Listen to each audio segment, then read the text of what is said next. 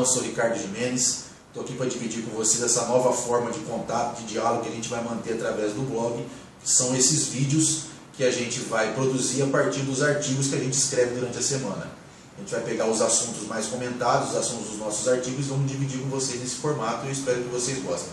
Então a ideia nesse primeiro vídeo é debater o artigo que eu escrevi, que se chama Nossa luta é em defesa do projeto nacional, que vai bem de encontro ao objetivo do nosso blog. Nosso blog foi criado para defender o projeto nacional. Que projeto nacional? O projeto nacional que foi inaugurado por Lula em 2003, que a gente considera que foi uma ruptura com a aplicação do neoliberalismo estrito que vinha sendo colocado pelo PSDB e pelo governo Fernando Henrique até 2003.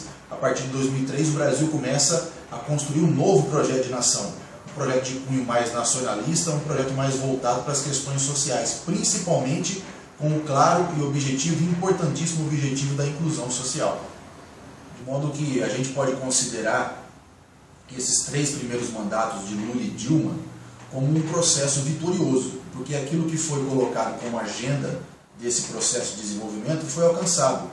A inclusão social, o aumento dos investimentos na educação, uma nova política do petróleo, que se você for enxergar o passado dos tucanos, eles queriam entregar o petróleo para os mercados internacionais, e o Lula mudou essa política com o regime de partilha, e principalmente no que diz respeito à inserção do país na política internacional, uma inserção soberana e principalmente com uma agenda social de combate à fome, de combate à miséria, de diálogo, principalmente o diálogo entre os países do hemisfério sul, países que não se alinham à política de mercado que é dominada pelos Estados Unidos e pelas instituições que os Estados Unidos comandam. Então, desse ponto de vista, nós podemos considerar que os 3 primeiros mandatos de Lula e Dilma foram vitoriosos. Se nós compararmos as administrações do Fernando Henrique e dos tucanos com os 3 primeiros mandatos de Lula e Dilma, nós podemos considerar que a agenda do país mudou. O país ele transformou, ele teve uma outra agenda, um outro discurso, novos sonhos. O país deu um salto de qualidade. Portanto, esse salto de qualidade ele se deu internamente através da inclusão de amplas massas, 30, 40 milhões de pessoas incluídas no mercado de trabalho, incluídas na sociedade de consumo, conseguindo ter a sua moradia, conseguindo ter a sua dignidade. E um avanço do ponto de vista internacional, não só na relação em nível mundial, mas a relação na América do Sul, na América Latina. Os governos de Lula e Dilma conseguiram criar uma pauta progressista para a América Latina, principalmente para a América do Sul. Se a gente for olhar um pouco o passado dos anos 90, não só no Brasil, mas nos países sul-americanos, a agenda neoliberal ela era aplicada de maneira dura, de maneira consistente. A partir de Lula e a partir de outros governos progressistas que foram se consolidando nos países sul-americanos, essa agenda foi mudando. Hoje, as disputas e as dificuldades que se encontram na Europa, principalmente na relação com a Grécia, elas já aconteceram aqui na América do Sul nos anos 90 e a agenda foi mudada. Hoje o que se tenta conquistar na Europa foi conquistado aqui nos anos 2000 e os governos Lula e Dilma foram muito importantes para isso. Portanto, o que esses governos conseguiram criar no Brasil foi um sentimento de otimismo, de desenvolvimento, de progresso. Mas a partir de um certo momento, esse otimismo passou a se transformar em um outro tipo de sentimento. Um sentimento de pessimismo, um sentimento de intolerância, que hoje a gente vê, infelizmente a gente vê que está contaminando o debate nacional. Como que a gente considera que isso começou? Eu acho que tem um ponto fundamental, onde ocorreu uma reviravolta, principalmente nos partidos e no sistema oposicionista a esse governo. Porque, na verdade, na história do Brasil, a gente teve poucos momentos de implantação de projetos nacionais. A gente teve o projeto de Vargas, a gente teve o projeto de Jango, que foi interrompido com um golpe e com uma ditadura militar, e a gente tem esse processo agora, que foi iniciado em 2003. E em qualquer um desses processos, sempre houve reação, sempre houve uma reação de um grupo político que não aceita que as coisas importantes que esses projetos fazem no país, principalmente a inclusão social, que vai fazer com que as amplas massas tenham possibilidade de acesso não só aos bens de consumo, mas acesso à política e à informação. Então, em todos os momentos em que houve a aplicação do Projeto Nacional de Desenvolvimento, houve a reação. E essa reação sempre começa assim, uma oposição, e esse processo oposicionista, em determinado momento crucial, ele deixa de ser simplesmente oposicionista e passa a ser golpista.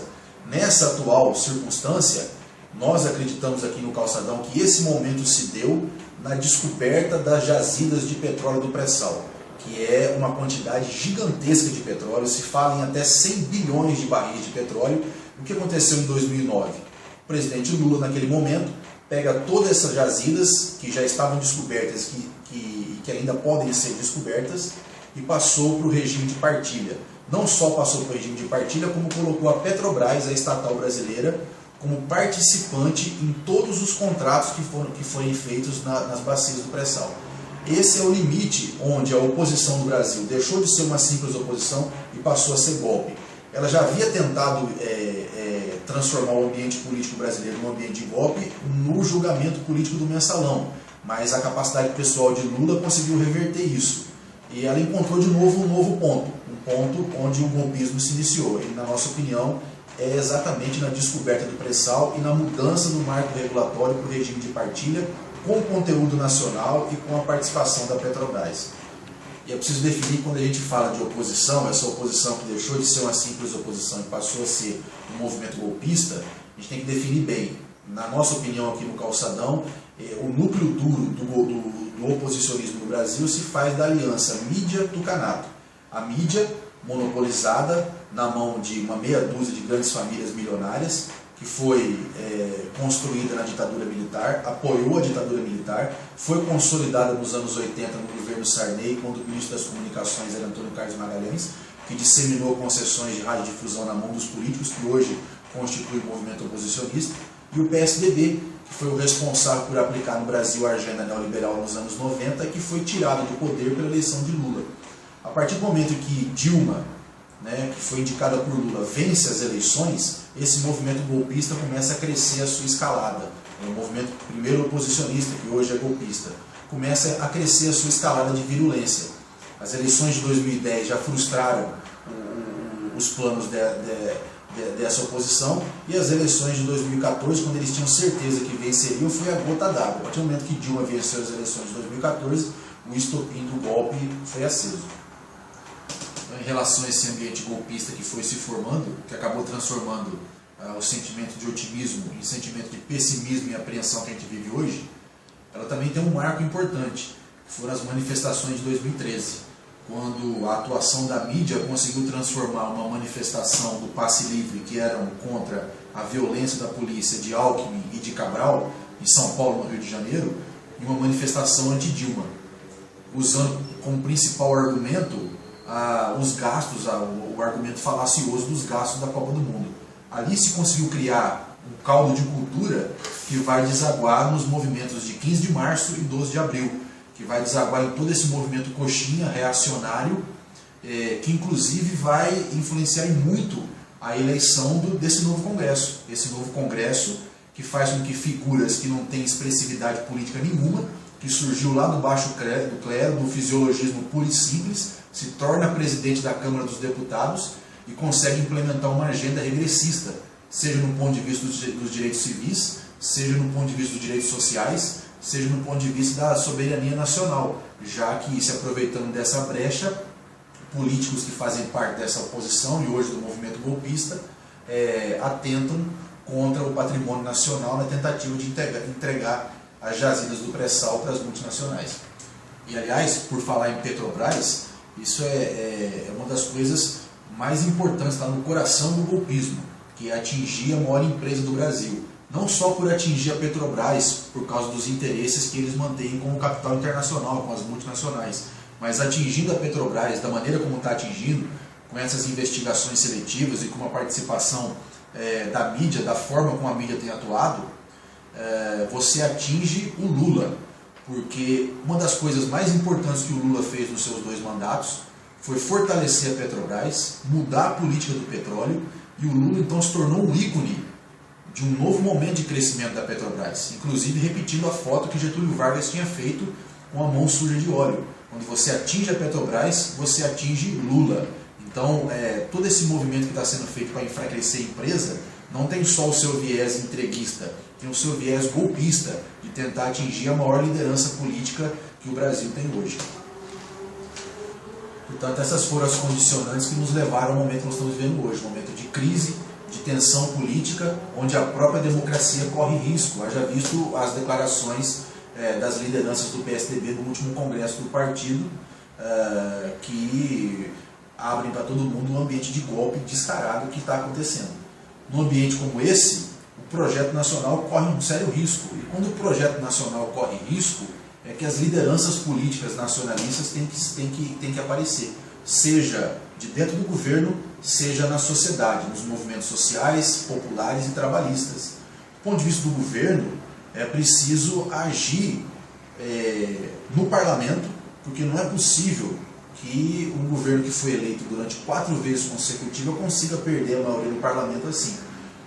A última entrevista do ministro Aldo Rebelo na revista Carta Capital já dá uma indicação que o governo se preocupa muito com isso, e a reconquista da base parlamentar é uma coisa crucial para se poder continuar e dar estabilidade para o governo Dilma. Um outro ponto é tentar reconquistar o eleitor. Foram 54 milhões de votos em Dilma. E apesar desses 54 milhões estarem insatisfeitos, boa parte deles insatisfeitos com a presidente por erros que foram cometidos no começo do governo, dando muita importância para o ajuste fiscal, ao invés do diálogo com os eleitores, esses eleitores não estão do lado da oposição. Eles não migraram para Aécio Neves, nem para José Serra, nem para ninguém da oposição. Eles continuam aí. E, portanto, é hora do governo abrir o diálogo político, para tentar reconquistar essa base que é dele. Ora, não é possível que uma presidente da República, que está fazendo coisas importantes, como uma viagem para a Rússia, para poder celebrar o Banco dos BRICS, ou a viagem para os Estados Unidos, não faça política aqui dentro. Quer um exemplo?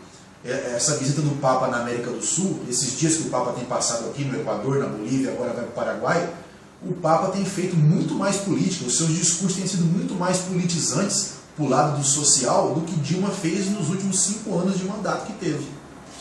Do lado dos movimentos populares, dos movimentos trabalhistas, né, dos movimentos sociais organizados, o que se espera e o que parece é que há o aguardo de um posicionamento, de um sinal do governo, do sinal das lideranças, para que a sociedade possa se mobilizar. Então, é preciso uma politização do governo, é preciso um debate maior, um diálogo, uma comunicação com o povo, com os 54 milhões de eleitores, e a partir dessa mobilização, desse diálogo e dessa politização, mobilizar os movimentos sociais. Dessa maneira, aliás, é a única maneira que eu acho que esse movimento golpista pode ser contido, né, e o projeto nacional possa ser defendido e possa ser continuado.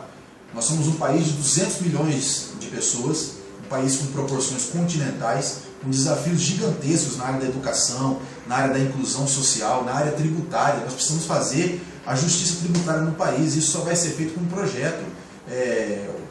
Questões da América do Sul, a continuidade dessa política importante que o Lula fez. Quer dizer, os imensos desafios que o país tem só serão enfrentados se esse projeto nacional continuar. Porque o que é colocado pela oposição? Essa oposição que quer apiar a presidente do governo? Nada. O que eles querem é voltar simplesmente naquilo que eles aplicaram nos anos 90. O que eles querem fazer é o mesmo tipo de política que a Alemanha quer fazer com a Grécia. E que, a partir de um processo de politização e de debate que foi feito na Grécia, os eleitores gregos entenderam muito bem, mesmo depois de pressões terríveis que sofreram nos últimos dias, eles votaram a favor de um posicionamento nacionalista. É isso que nós temos que fazer aqui. Esse país depende de um projeto nacional. E no momento em que o projeto nacional está em risco, é o momento das lideranças nacionalistas se levantarem. Agora não é o momento de projetos pessoais. Agora não é o momento de disputas internas, principalmente no principal partido de sustentação do governo, que é o PT. Agora não é o momento de brigas na imprensa, agora é o momento de unidade. É o momento que o governo tem para dar o sinal para que o debate político em torno do projeto nacional possa ganhar corpo e possa ser reconquistado. Reconquistado quem? Os 54 milhões de eleitores de Dilma Rousseff e mais aqueles outros milhões que não votaram, nem Dilma e nem Aécio, mas com certeza são sensíveis a todas as políticas importantes que foram feitas nos últimos 12 anos. É isso aí, estamos na luta, o Calçadão vai continuar na luta e a gente vai gravar novos vídeos com novos debates e estamos aí para isso. Grande abraço.